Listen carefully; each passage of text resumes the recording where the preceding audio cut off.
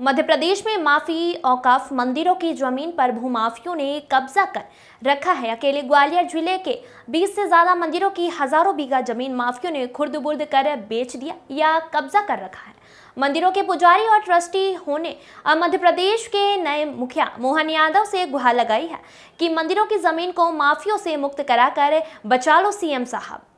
आजादी के बाद ग्वालियर जिले के 865 मंदिरों को 4,290 हेक्टेयर भूमि दी गई थी।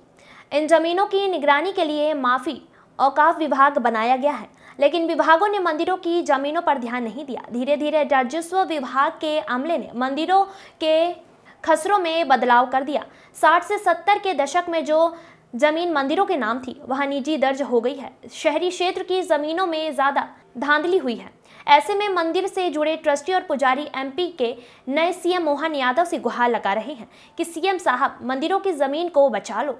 बहरहाल धार्मिक और सामाजिक ट्रस्ट माफी औकाफ की ग्वालियर शहरों में मौजूद अधिकतर जमीनों को खुर्द-बुर्द किया जा चुका है। ट्रस्ट सरकारी अधिकारी, कर्मचारी और भूमाफियों के गठजोड़ ने धर्मस्थलों की जमीनों पर कॉलोनियां बसा ली है, जबकि पुरानी धर्मशालाओं के स्वरूप को नियम विरुद्ध खत्म करके या तो होटल बनाए गए हैं या अन्य व्यवसायिक कामों में उपयोग किया जा रहा है। हालांकि पुजारियों ने, संतों ने सीएम मोहन यादव से गुहार लगाई तो प्रशासन जल्द ही कार्रवाई की बात कह रहा है।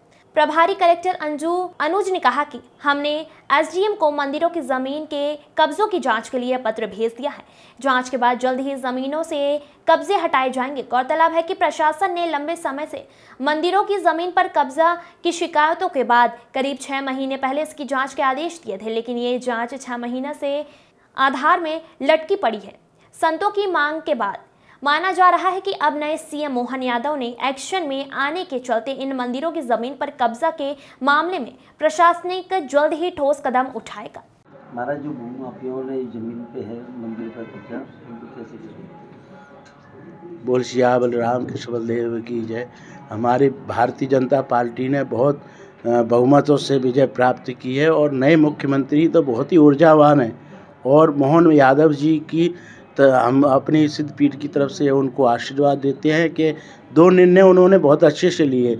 एक ध्वनि का, एक माइक जो ध्वनि और एक मास का, तो ये 2 निर्णय जैसे लिए ऐसे ही भूमाफियों के लिए भी ले लें। और मंदिर धार्मिक स्थल है, उनकी ज़मीन जो भूमाफियों ने दबा ली है उस पर कहीं वो व्यक्तिगत मुख्यमंत्री जी संज्ञान ले ले तो कहीं न कहीं मंदिर की ज़मीन मुक्त हो जाएगी और पूजा सेवा में काम में आएगी। पूजा सेवा नहीं हो पा रही है, ऐसे मुख्यमंत्री की पूजा सेवा से कार्य हो जाएगा तो बहुत अच्छा होगा और उनको आशीर्वाद भी मिलेगा पुजारियों का और संतों का, गौ सेवाओं का, उनको बहुत आशीर्वाद मिलेगा। मुक्त ज़मीन हो जाएगी तो। जय श्री राम।